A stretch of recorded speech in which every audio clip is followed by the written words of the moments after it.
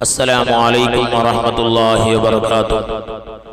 بسم الله والحمد لله والصلاة والسلام على أشرف المرسلين وعلى آله وصحبه أجمعين. പ്രിയമുള്ള സഹോദര സഹോദരിമാരെ, മുഹിബ്ബീങ്ങളെ, അല്ലാഹു സുബ്ഹാനഹു വ തആല നമുക്കും വേണ്ടപ്പെട്ടവർക്കും നമ്മുടെ ഈ ക്ലാസ് നൽകുന്ന മുഴുവൻ ആളുകൾക്കും അല്ലാഹു ദീർഘായുസ്സും ആഫിയത്തും നൽകി അനുഗ്രഹിക്കട്ടെ. ഇൻഷാ അല്ലാഹ് ആമുഖമായി ഒന്നും പറയാതെ എൻ്റെ വിഷയത്തിലേക്ക് തന്നെ ഞാൻ കടക്കുന്നു. ഓരോ മണിക്കൂറുകളും ഓരോ നിമിഷങ്ങളും വിലമതിക്കപ്പെട്ട സമയങ്ങളാണ്. ഇന്നത്തെ രാത്രിയിലോ അല്ലെങ്കിൽ നാളത്തെ പകലിലോ ഈ ഒരു സുന്നത്ത് നിസ്കാരം നിസ്കരിക്കണം. ഈ നിസ്കാരത്തിനിക്ക് ഇത്രയേറെ മഹത്വം കിട്ടാനുള്ള കാരണം എന്താണ്? ഇന്ന് ആരും അത് നിസ്കരിക്കുന്നില്ലല്ലേ? പ്രിയപ്പെട്ടവരെ, ഇത് ചെയ്താൽ തന്നെ ജീവിതത്തിൽ തന്നെ ഒരു തെറ്റും ഉണ്ടാവൂല. ആ നിസ്കാരത്തിൽ ആ ദിക്റിന്റെ പ്രാധാന്യം നമുക്ക് അറിയാം. സയ്യിദുനാ ഇബ്രാഹിം നബി അലൈഹിസ്സലാത്തു വസ്സലാം പരിശുദ്ധ മിഅ്റാജിന് മുത്തുനബിയെ തങ്ങൾ കണ്ടപ്പോൾ, മിഅ്റാജിന്റെ അവസരത്തിൽ മുത്തുനബിയെ കണ്ടുമുട്ടിയപ്പോൾ സയ്യിദുനാ ഇബ്രാഹിം നബി അലൈഹിസ്സലാത്തു വസ്സലാം മുത്തുനബിയോട് പറഞ്ഞത്, നിങ്ങളുടെ സമുദായത്തിനോട് ഈ കാര്യം പറയണം, ഇതൊന്ന് വസിയത്ത് ചെയ്യണം, ഇതൊന്ന് ഉപദേശിക്കണം, അതവർക്ക് സ്വർഗത്തിൽ വലിയൊരു നിധികളായി ലഭിക്കും. അത് ഏതാണ്? ഈ ദിക്റാണ്. എന്നാൽ പരിശുദ്ധ റസൂൽ സല്ലല്ലാഹു അലൈഹി വസല്ലം തങ്ങൾ പറയുന്നു, അർബഉ കലിമാത്തിൻ, 4 കലിമത്തുകൾ അഫ്ളലു ബഅദൽ ഖുർആൻ, ഖുർആൻ കഴിച്ചാൽ ഏറ്റവും ശ്രേഷ്ഠമായ ഒരു 4 കലിമത്തുണ്ട്. വ ഉന്ന മിനൽ ഖുർആനി, അതെല്ലാം മറ്റൊന്നെങ്കിലും ഏതെങ്കിലും പരിശുദ്ധ ഖുർആനിൽ ആ കലിമത്തുകൾ ഖുർആനിലുണ്ട്. അത് ഏതാണ്? അത് സുബ്ഹാനല്ലാഹി വൽഹംദുലില്ലാഹി വലാ ഇലാഹ ഇല്ലല്ലാഹു വല്ലാഹു അക്ബർ വലാ ഹൗല വലാ ഖുവത ഇല്ലാ ബില്ലാഹിൽ അലിയിൽ അദീം എന്ന് കൂട്ടിച്ചേർക്കൽ നല്ലതാണെന്ന് ഇമാം ഗസാലി പറഞ്ഞിട്ടുണ്ട്. അത് ഇൻഷാ അല്ലാഹ് പറയാം. എന്നാൽ ഈ വരി ദിക്ർ ബൈത്തുൽ മഹ്മൂറിൽ ഒരുപാട് മലായികത്തുൽ കിറാം തവാഫ് ചെയ്യുമ്പോൾ പറയുന്ന ഒരു ദിക്റും കൂടിയാണ് ഈ ദിക്ർ.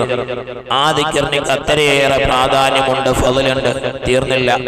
ബഹുമാനപ്പെട്ട മുത്തു റസൂൽ സല്ലല്ലാഹു അലൈഹി വസല്ലം തങ്ങൾ പറയുന്നു, ഒരക്ഷരത്തിനിക്ക് 10 പ്രതിഫലമുള്ള ദിക്റുണ്ട്. ഒരക്ഷരത്തിനിക്ക് 10 പ്രതിഫലമാണ്. അത് ഏതാണ്? ഊദുമലയിനേക്കാളും ഏറ്റവും വലിപ്പമുള്ള ദിക്റാണത്. ഏതാണ് ആ ദിക്ർ?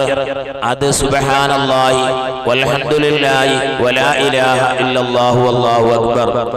യാതൊരു കാരണവശാലും ഈ ഒരു നിസ്കാരം ഒഴിവാക്കരുത്. തസ്ബീഹ് നിസ്കാരത്തിന്റെ പ്രാധാന്യം വളരെ വലുതാണ്.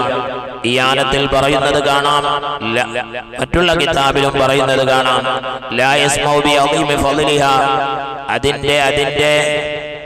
അതിനെ കേട്ടിട്ട് അറിഞ്ഞിട്ട് അതിന്റെ ഒരാള് അതിനെ ഉപേക്ഷിക്കുകയാണെങ്കിൽ ദീനിനെ നിസാരമാക്കിയവൻ മാത്രമേ അങ്ങനെ ചെയ്യുകയുള്ളൂ.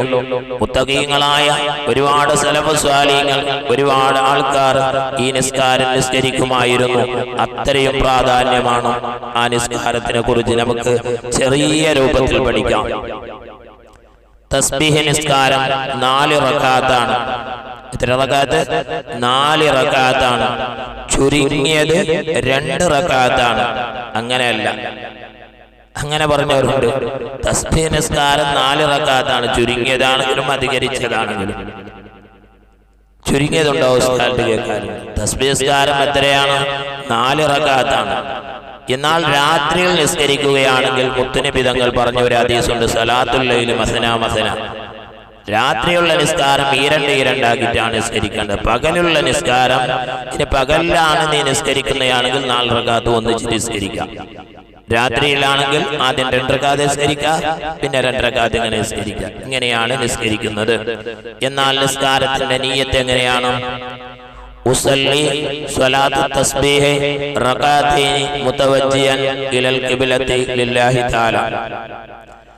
തസ്ബീഹ് നിസ്കാരം 2 റകഅത്ത് അല്ലാഹു തആലക്ക് വേണ്ടി ഖിബ്ലക്ക് മുന്നിട്ട് ഞാൻ നിസ്കരിക്കുന്നു എന്ന് നിയ്യത്ത് ചെയ്ത് കൈകെട്ടാം.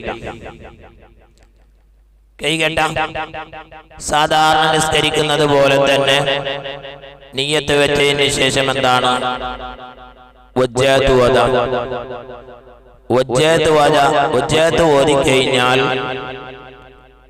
ഒരു സൂറത്ത് ഓതാം. വജ്ജഹത്ത് ഓതിയതിന് ശേഷം എന്താക്കുക? ഫാത്തിഹ സൂറത്ത് ഓതാം. ഫാത്തിഹ സൂറത്തിലേക്ക് കടന്നതിന് ശേഷം ഒരാൾ നിയ്യത്ത് വെച്ച് ഫാത്തിഹ സൂറത്ത് ഓതി. പിന്നെയാണ് ഓർമ്മയായതെന്ത്? വജ്ജഹത്ത് ഓതിയില്ല. എന്നാൽ വജ്ജഹത്തിലേക്ക് മടങ്ങാൻ വേണ്ടി പറ്റില്ല. മനസ്സിലാകുന്നുണ്ടല്ലോ? അപ്പൊ വജ്ജഹത്ത് ഓതിയതിന് ശേഷം ഫാത്തിഹ ഓതാം. ഫാത്തിഹ ഓതിയതിന് ശേഷം ഒരു സൂറത്ത് ഓതാം. ഏതാ സൂറത്ത്? സൂറത്തു തകാസുർ. അൽഹാകുമുത് തകാസുർ. ഇത് കഴിഞ്ഞ ശേഷം ഇനി ഈ സൂറത്ത് അറിയുന്നില്ലെങ്കിൽ അറിയുന്ന സൂറത്ത് ഓതി നിസ്കരിക്കാം. എന്നാൽ ഇതിന് ശേഷം ഒരു 15 തവണ ഈ ദിക്ർ ചൊല്ലാം. ഏത്? സുബ്ഹാനല്ലാഹി വൽഹംദുലില്ലാഹി വലാ ഇലാഹ ഇല്ലല്ലാഹു അല്ലാഹു അക്ബർ 15 തവണ. അതിന് ശേഷം റുകൂ ചെയ്യാം. സാധാരണ ദിക്ർ പറയാലുണ്ടല്ലോ റുകൂയിൽ. ആ തസ്ബീഹ് കഴിഞ്ഞതിന് ശേഷം 10 തവണ റുകൂയിൽ ചൊല്ലാം. പിന്നെ ഇഅ്തിദാലാണ്. ഇഅ്തിദാലിലേക്കാണ് വരികയാണ്. സാധാരണ ഇഅ്തിദാൽ ചൊല്ലേണ്ട ദിക്റുണ്ടല്ലോ റബ്ബനാ ലക്കൽ ഹംദ്. അത് കഴിഞ്ഞതിന് ശേഷം 10 തവണ ഈ ദിക്ർ ചൊല്ലാം. എന്നിട്ട് പിന്നെ സുജൂദിലേക്കാണ് പോകുന്നത്. സുജൂദിൽ സാധാരണ ചൊല്ലുന്ന ദിക്റുണ്ടല്ലോ, അത് കഴിഞ്ഞതിന് ശേഷം 10 തവണ ചൊല്ലാം. എന്നിട്ട് സുജൂദിന്റെ ഇടയിൽ ഇരിക്കാം. ഇരുത്തത്തിൽ പറയാം റബ്ബി ഗ്ഫിർലി വർഹംനി വജ്ബുർനി. ഈ ദിക്ർ കഴിഞ്ഞതിന് ശേഷം എന്താക്കാം? ഈ ദിക്ർ കഴിഞ്ഞതിന് ശേഷമാണ് പറയേണ്ടത് 10 തവണ ഈ ദിക്ർ. സുബ്ഹാനല്ലാഹി വൽഹംദുലില്ലാഹി വലാ ഇലാഹ ഇല്ലല്ലാഹു അല്ലാഹു അക്ബർ. അപ്പൊ സുജൂദ്, ഒന്നാമത്തെ സുജൂദിന്റെ ഇടയിൽ കഴിഞ്ഞു. സുജൂദിന്റെ ഇടയിൽ ഇരുത്തതിന് ശേഷം രണ്ടാമത്തെ സുജൂദിലേക്ക് പോകുന്നുണ്ട്. രണ്ടാമത്തെ സുജൂദിൽ എന്താക്കാം? രണ്ടാമത്തെ സുജൂദിൽ ഇതേപോലെ തന്നെ 10 തവണ ചൊല്ലാം. എന്നാൽ രണ്ടാമത്തെ സുജൂദ് എണീക്കുമ്പോൾ അതിന്റെ ഇടയിൽ ഒരു ഇരുത്തമുണ്ട്. ഇസ്തിറാഹത്തിന്റെ ഇരുത്തം എന്ന് പറയും. ചില ആൾ പറയുന്നു, ഉസ്താദെ ഒരു റകഅത്തിൽ 75 കിട്ടുന്നില്ലല്ലോ, 65 കിട്ടുന്നത്. അത് എവിടെയാണ് പോകുന്നത്? ഇസ്തിറാഹത്തിന്റെ ഇരുത്തത്തിൽ. രണ്ടാമത്തെ റകഅത്തിലേക്ക് എണിക്കുന്നുണ്ടല്ലോ, എണിക്കും മുമ്പ് ഒരു ഇരുത്തമുണ്ടല്ലോ. ആ ഇസ്തിറാഹത്തിന്റെ ഇരുത്തത്തിൽ 10 പ്രാവശ്യം ചൊല്ലാം ഈ ദിക്ർ. എന്നിട്ട് അടുത്ത റകഅത്തിലേക്ക് നമ്മൾ പ്രവേശിക്കുകയാണ്. അടുത്ത റകഅത്തിൽ ഇതുപോലെ തന്നെ എന്താക്കാം? ഫാത്തിഹ ഓതാം. ഫാത്തിഹ ഓതിയതിനു ശേഷം ഓതേണ്ട സൂറത്ത് ഏതാണ്? സൂറത്തുൽ അസ്ർ. വൽ അസ്ർ സൂറത്ത്. ഒന്നാമത്തെ അൽഹാകുമുത് തകാസുർ, രണ്ടാമത്തെ വൽ അസ്ർ എന്ന് കഴിഞ്ഞതിന് ശേഷം 15 തവണ ഇതേപോലെ തന്നെ ചൊല്ലാം. ഒന്നാമത്തെ റകഅത്തിൽ പറഞ്ഞില്ലേ, അതേപോലെ തന്നെ. പിന്നെ തഹിയ്യാത്ത്, അവിടെയാണ് വിഷയം. അത്തഹിയ്യാത്തിനിക്ക് മുമ്പും ചെല്ലാം ശേഷവും ചെല്ലാം. എന്നാൽ അത്തഹിയ്യാത്ത് ഓതിയതിന് ശേഷം 10 തവണ ചൊല്ലാം. ഒന്നിരിക്കലും മുന്നേ ചെല്ലാം, അല്ലെങ്കിൽ പിന്നെ ചെല്ലാം. എന്നാൽ നല്ലത് അത്തഹിയ്യാത്തിന് ശേഷം ചെല്ലാം. അങ്ങനെയും പറഞ്ഞവരുണ്ട്. എന്നാൽ അത്തഹിയ്യാത്ത് ഓതിയതിന് ശേഷം, പരിപൂർണമായ അത്തഹിയ്യാത്ത് ഓതിയതിന് ശേഷം, അല്ലെങ്കിൽ അഖൽ തശഹുദ് അത് കഴിഞ്ഞതിന് ശേഷം 10 തവണ ഇത് ചൊല്ലാം. ഏത്? സുബ്ഹാനല്ലാഹി വൽഹംദുലില്ലാഹി വലാ ഇലാഹ ഇല്ലല്ലാഹു അല്ലാഹു അക്ബർ. എന്നിട്ട് എന്താക്കുക? സലാം വീട്ടാം. സലാം വീട്ടാം. എന്നാ രണ്ടാമത്തെ പിന്നെ 2 റകഅത്ത് നിസ്കാരം കഴിഞ്ഞു. ഇനി പിന്നെ 2 റകഅത്ത് നിസ്കാരമുണ്ട്. അങ്ങനെ 2 റകഅത്ത് നിസ്കാരം നിയ്യത്ത് വെക്കാം. നിയ്യത്ത് വെച്ചതിന് ശേഷം എന്താക്കുക? ഫാത്തിഹ ഓതാം. ഫാത്തിഹ ഓതിയതിന് ശേഷം ഏതാണ് സൂറത്ത് ഓതേണ്ടത്? സൂറത്തുൽ കാഫിറൂന സൂറത്ത് ഓതാം. രണ്ടാമത്തെ റകഅത്തിൽ ഫാത്തിഹയ്ക്ക് ശേഷം എന്താക്കുക? ഇഖ്ലാസ് സൂറത്ത് ഓതിട്ട് നിസ്കരിക്കുക. ഇതാണ് രൂപം. എന്തെങ്കിലും സംശയമുണ്ടെങ്കിൽ അറിയിക്കണേ. അതുകൊണ്ട് ഇനി ഒരാൾക്ക് സംശയമായി, ഉസ്താദെ 300 തസ്ബീഹ് ആയിട്ടില്ലല്ലോ, 300 തസ്ബീഹ് ആയിട്ടില്ലല്ലോ, എന്നാൽ 300 തസ്ബീഹ് കുറഞ്ഞെങ്കിൽ എന്നാൽ നിസ്കാരം എന്താവും? സഹിയാവും. ഇനി തസ്ബീഹ് ഒഴിവാക്കിയതിന്റെ പേരിൽ സഹ്വിന്റെ സുജൂദ് ചെയ്യേണ്ടതില്ല. സഹ്വിന്റെ സുജൂദ് ചെയ്യേണ്ടതില്ല. തസ്ബീഹ് കുറഞ്ഞെങ്കിലും തസ്ബീഹ് നിസ്കാരത്തിന്റെ പ്രതിഫലം കിട്ടും.